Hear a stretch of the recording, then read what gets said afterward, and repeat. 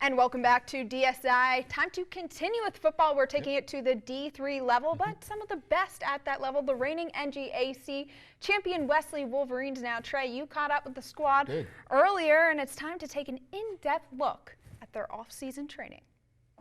What could possibly be better than 12 consecutive NCAA tournament appearances? Lucky number 13. The Navy and White was tabbed as the 11th best team in all of D3 football and more recently picked to win the NJAC Conference for a third consecutive season. But for the Wolverines, lofty expectations come with the territory. Well, our goal is to win the NJAC, advance in the NCAA playoffs and be a team to contend for a national title. That's how we feel every year. And we just got to prepare. We got to compete, and we just got to get after it here in the next 10 days. Coach Mike Drass enters his 25th season at the helm and returns 8 starters from a defensive unit that ranked in the top 15 in the nation in forced turnovers a season ago. Defense wins championships, so, we got basically our whole defense from last year coming back. We have a lot of chemistry. We have a lot of experience, so it's definitely big for the defense this upcoming year. Known for an equally explosive offense, the Wolverines come into this season after graduating one of the best players in Wesley history in Jamar Baynard. E.J. Lee, who won co-rookie of the year in the conference a season ago, is expected to fill in where Baynard left off. We don't expect him to be Jamar.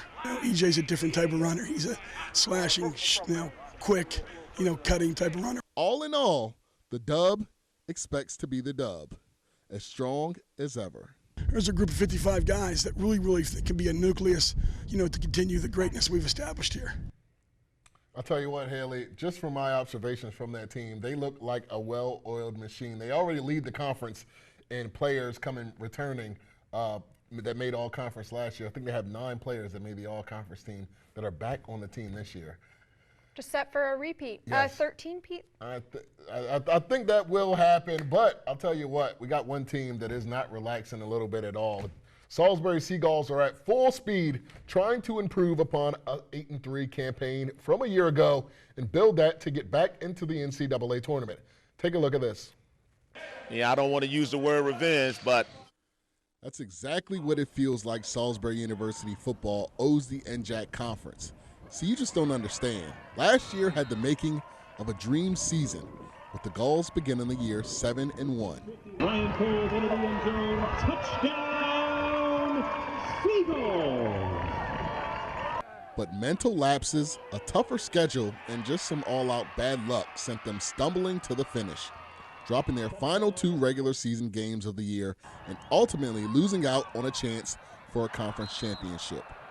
We just got a little bit complacent and we let some things get past us. So this year we'll stay focused and actually take pride. Well, no question that the motivation is from the tail end of the season. We are really taking one step at a time, but there's some burning desires inside that want to get us back on track. Manning the offense in 2017 will be senior Brandon Lewis, who took over in the final 2 games of the season due to injuries. He says that opportunity then has him primed to take the Gulls even higher now. The way we perform just as a team all around just showed me that we have some younger players that are ready to step up. It's a good confidence booster heading into the next season. Salisbury hopes to return to form and get back into the NCAA tournament by just tightening up the core they had in 2016. We felt being 8-3 and not playing the best, we didn't play halfway as good as we could have. We definitely want to make some things happen and may have some different results. First of all, I love my alma mater because when I went there this morning, it was pouring raining, and I had to walk to Mag's Gym, and the campus is halfway closed off, and I'm just soaking wet. I think my hair is still a little bit wet right now. No, you're looking good. You're fine. From that trip. But I tell you what, really glad that I went there. Really good guy, Coach Sherman Wood. I always call him my uncle. Great guy he is, and I tell you what, I really hope his team returns to form because the way they started off last year made it look like they were going to the NCAA tournament and make some noise. Really fizzled out on the end of the thing, but I'll tell you what, they won that ECAC Bowl, and I think that Brandon Lewis is going to take them places. So you think they're going to post a over 500 record? Oh, of course. They'll definitely be over 500. I think the game that it'll come down to is the first game of the season, obviously, against Albright, and then that game, the Battle of Route 13 against Wesley. That'll be a good Can't one. wait for that of course, one. we'll be Oh there. my gosh, yeah. Yes, I definitely say so. All right, we're coming up on another commercial break, but when we come back, the Battle of the Beltway went down this past Thursday. Ravens and Redskins, who looked good, who didn't look so good. We'll discuss it coming up next. My name is Mark Quillen. I'm Assistant Tech High School head football coach, the Melville Sports Insider.